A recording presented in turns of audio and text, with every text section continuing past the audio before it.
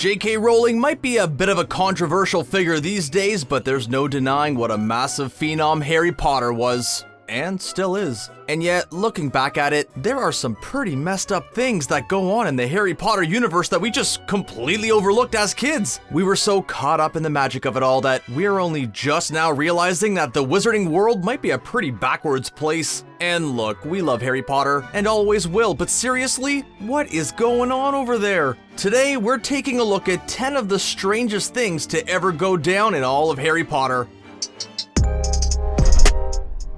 For instance, take the Sorting Hat. When we first read the books, we thought it was so cool. The idea that an old hat can look inside a person and tell them exactly who they are really is a magical idea. Gryffindor!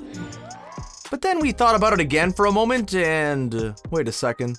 What? First of all, the hat isn't sorting adults. It's sorting children. 11-year-old kids to be exact. We don't know when the last time you met an 11-year-old was, but we're pretty confident that that is way too young to have your entire personality judged and decided for you in a moment's notice. Secondly, the entire practice of grouping kids together with the same personality traits is just a weird practice. Why do they have to stick to their own kind? Isn't it a good idea for kids to have all different kinds of friends with different abilities and ideas to help shape them into well-rounded adults? We think so. And then there's the whole Slytherin thing. While the Slytherin traits of cunning, ambitious, and strong leadership skills aren't supposed to be inherently bad, it's pretty clear in the books that they are the more sinister of all the houses. There's not a witch or wizard who went bad who wasn't in Slytherin. They live in a dungeon after all. It really doesn't seem like a super well thought out idea to tell a bunch of kids that they're going to be the mean ones, stuff them into a dank basement under the lake and hope for the best. There's just no way that all kids sorted into Slytherin are bad, but maybe telling them that they are from a young age is a big reason why so many of them turn out to be.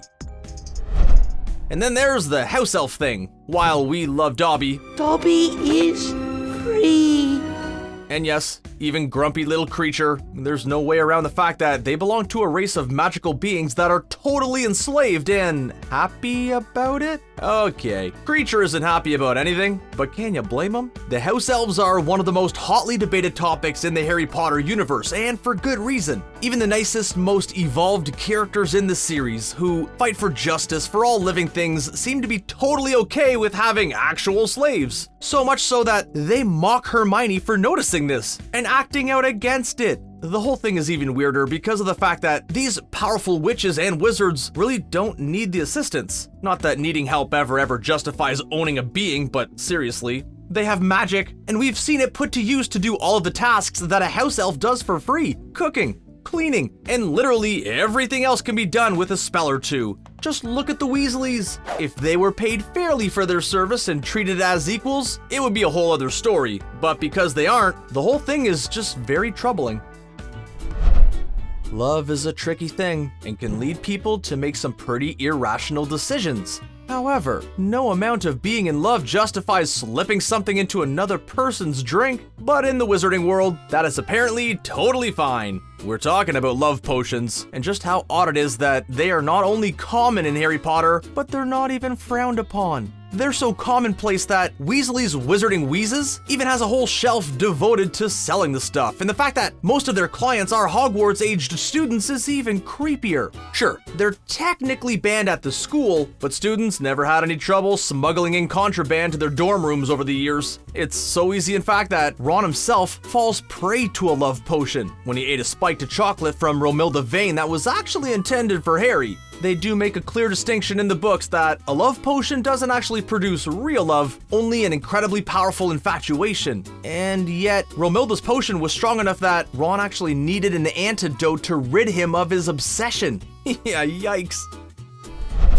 There is no doubt that Dumbledore is one of the greatest wizards to ever live, and that he was an amazing mentor to Harry. But it's also impossible to deny that, as the years went on, and we learned more and more about him, Dumbledore is far from perfect. In fact, some of the things he does are downright crazy, like the fact that we, and Harry himself, only find out at the very end that Dumbledore knew Harry was destined to have his life ended at the hands of Voldemort. And yet, he repeatedly put Harry directly in the Dark Lord's path. Not just once or twice either. He spends the entire series just chucking poor Harry into serious peril over and over again. He also has a very questionable hiring record for the teachers he's allowed into the hallowed halls of Hogwarts. And we totally get that he needed to prepare Harry to become the best fighter he could be, but come on. The list of weird things that Dumbledore has put Harry through over the years is just mind-boggling. Speaking of questionable hires, do you think that Hogwarts has any kind of screening process when it comes to the teachers they allow to not only work with the students, but live among them too? Because looking back at all of the different and often dangerous professors that have popped up over the years, it seems to us like they really do not. Hogwarts definitely has its fair share of amazing teachers. We'd take a class with Professor McGonagall any day. But then there are all of the other ones. They range from the harmlessly useless like Gilderoy Lockhart, to the kind but could be dangerous like Werewolf Lupin, to the downright terrifying like Professor Quirrell. Sorry, but how did not one of the accomplished, impressive witches and wizards who work at Hogwarts notice that he had Voldemort on the back of his head the whole time? Maybe do a background check, at the very least. One of the scariest inventions in the Harry Potter series is, without a doubt, the Dementors. The idea of a creature that literally sucks your soul out of your face but leaves your human body intact to wander the earth as a shell of your former self is some seriously dark stuff. So much so that, looking back on it, we're pretty shocked that they're used as a tool for law enforcement by the Ministry of Magic. Seems a little extreme, doesn't it? And the fact that these torturous beings were then brought to Hogwarts even after they were clearly shown to not be 100% controllable is even more disturbing. Which brings us to the Ministry of Magic. Over the years, the Ministry proved itself to be a lot less innocent than it would like to appear. Sure, Fudge seemed like a harmless enough person, but the Ministry as a whole starts to become more and more like a dictatorship as the series goes on, especially when Umbridge rises to power. They do all sorts of questionable things. To start with, the Ministry keeps very close tabs on every witch and wizard in Britain and can operate into their homes at any time. They also control every single aspect of wizarding society and have been proven to be pretty easily corruptible to money and outside influence on more than one occasion. Lastly, there don't seem to be any kind of wizarding elections, because at one point, they mentioned that Dumbledore was asked to become Minister of Magic. Sure, he would have been great at it, but don't the citizens get any say? J.K. Rowling did an amazing job tackling the tough subjects of fascism and prejudice all through Harry Potter, and this is just one more example of it, hidden right under our noses. While we'll never want to stop going to Hogwarts and study magic instead of math, you gotta admit that it isn't exactly a safe place to be. Aside from the range of unregulated teachers and evildoers disguised as teachers running around all over the place, there's also been a giant murderous snake living in a secret chamber, an extremely dangerous tournament featuring real dragons, a tree that's out to get you, and a forest full of terrifying creatures that children are actually sent into for detention. At the very least, the staircases that flail around wildly without a moment's notice have probably caused an injury or two in their time. All in all, Hogwarts is no easy place to go to school. The characters in Harry Potter have some seriously incredible abilities. Oculus, repairing.